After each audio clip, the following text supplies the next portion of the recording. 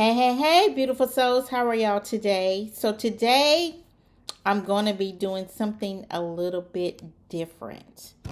Okay, I am going to pull a message out of my book, Her Voice Beyond the Grave, A Sister's Cry to Sound the Silence in Domestic Violence.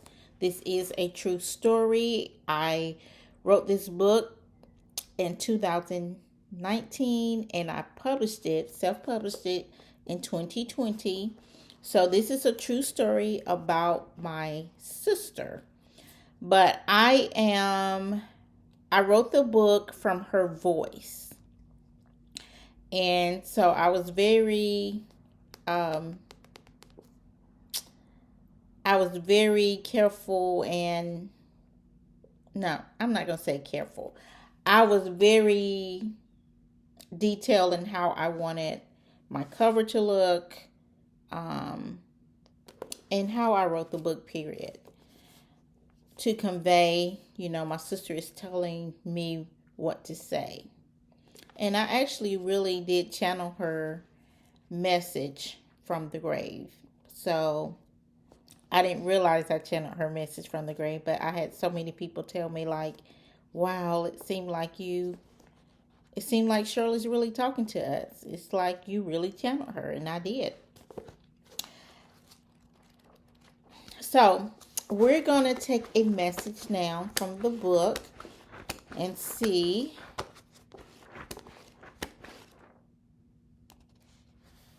Okay, so we're doing chapter 3, and it's my painful journey in silence. Okay, I'm going to read a quote by Cambry Cruz. Growing up, I was constantly reminded to not air our family dirty laundry. Part of why domestic violence is allowed to continue is because there is often an unwritten rule in many families of abuse. Don't ask, don't tell. Keep quiet does no good. I found that sharing my story liberated me from my past. There is power in storytelling, and in that healing, owning my truth also empowered me. I would no longer be manipulated or controlled by guilt or shame. And that's a quote by Cambry Cruz. So I talk about this all the time, the importance of not being silent.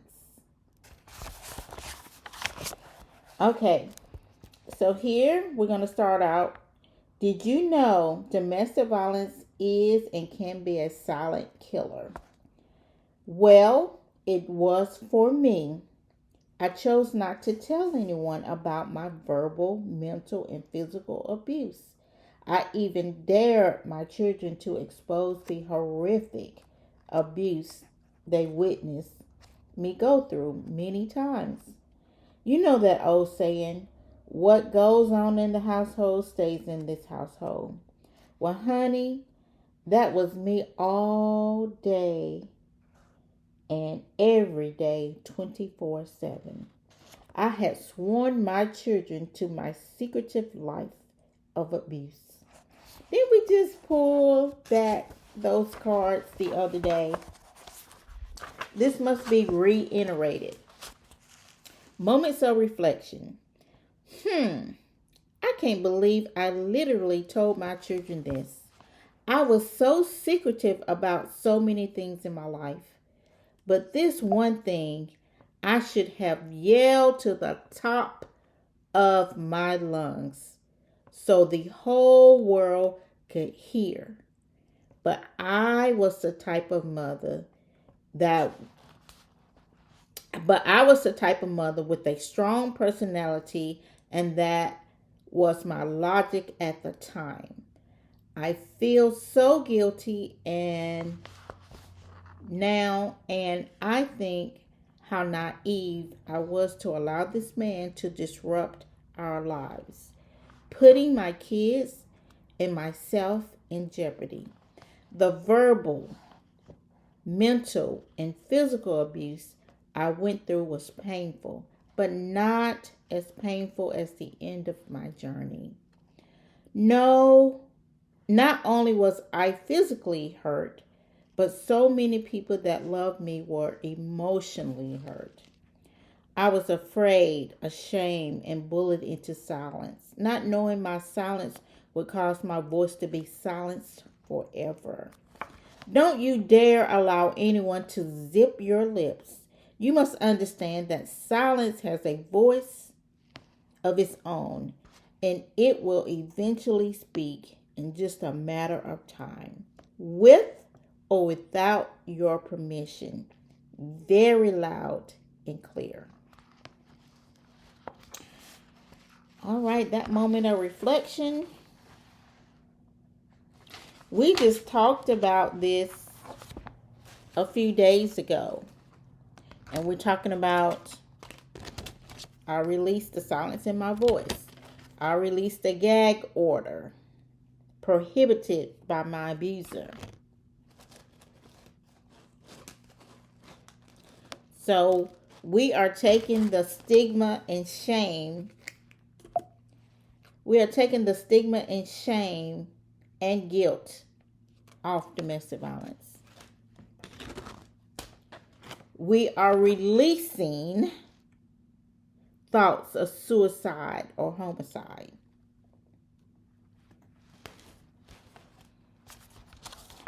So, your affirmation for today, we're going to do it. I am. I am my own voice with a story to tell loud enough to liberate myself and others.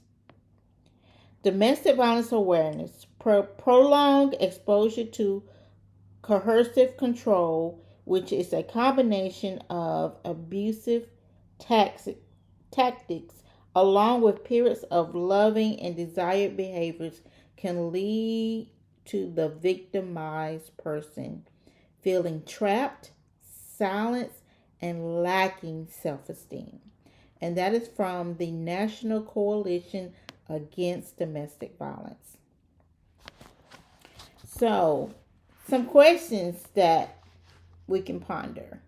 Have you kept your abuse a secret? Have you asked others that are aware of the abuse and threats against you to remain silent?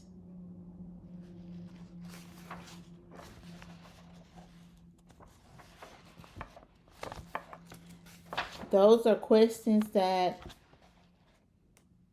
you can ponder on. So,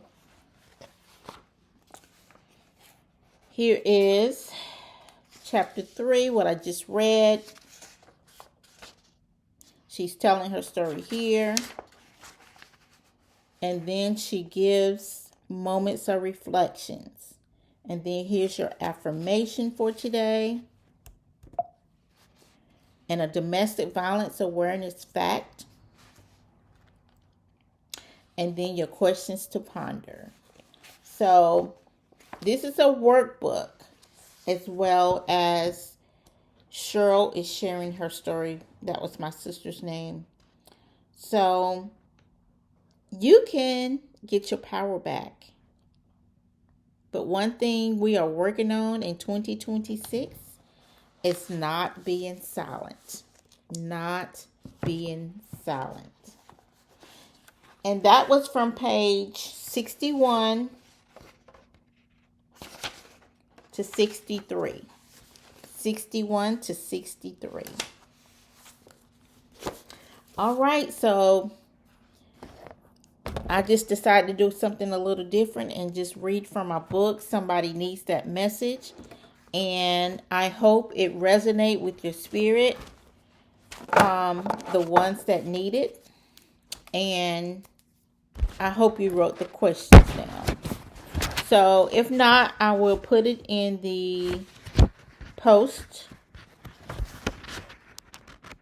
as well as the affirmation. All right. Thank you guys for tuning in. I am Cassandra Bethay Shine, and it is through our voices and stories that we can help or inspire others to become survivors. Have a great day, and don't forget, it is through our voices and stories that we can help or inspire others to sound the silence in domestic violence. So don't forget to sound the silence in domestic violence.